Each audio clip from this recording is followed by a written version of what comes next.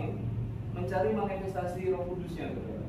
Wah, pengen yang begini-begini gitu, pengen yang begitu gitu, saudara ya. Tapi sebenarnya bukan untuk mempertunjukkan itu, saudara. Bukan untuk juga supaya terlihat mengagumkan. Tapi tujuannya adalah pemberitaan kepada semua bangsa ini. Jadi Tuhan Yesus itu memberitahunya itu sudah runtut sebenarnya.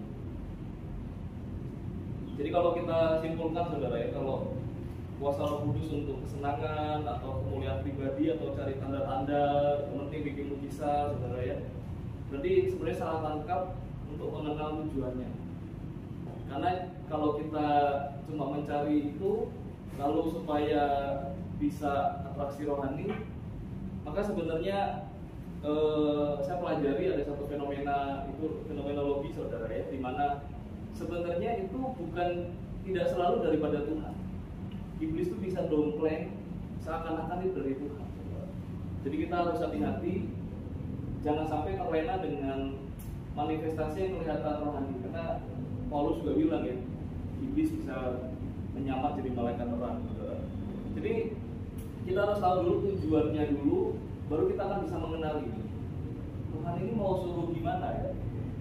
Nah ini juga yang dikatakan oleh Paulus ya, ke jemaat di Korintus ya, teguran kepada orang-orang yang mulai meremehkan atau mungkin ada yang salah memahami tentang kebangkitan Yesus ya. Itu ada yang kata menarik ya, jikalau kita hanya dalam hidup ini saja menaruh pengharapan pada Kristus, maka kita adalah orang yang paling malang dari segala manusia. Ini saya terjemahannya itu seakan-akan bilang gini, saudara, kita ini udah percaya Yesus yang bangkit untuk kita supaya kita nggak binasa, tapi kita itu cuma untuk kepentingan hidup dunia ini.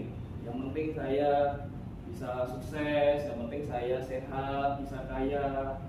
Maka Paulus bilang ya, ini adalah sebenarnya orang-orang yang paling malang kita itu, karena pengharapan pada Kristusnya cuma dipakai hanya dalam hidupnya aja.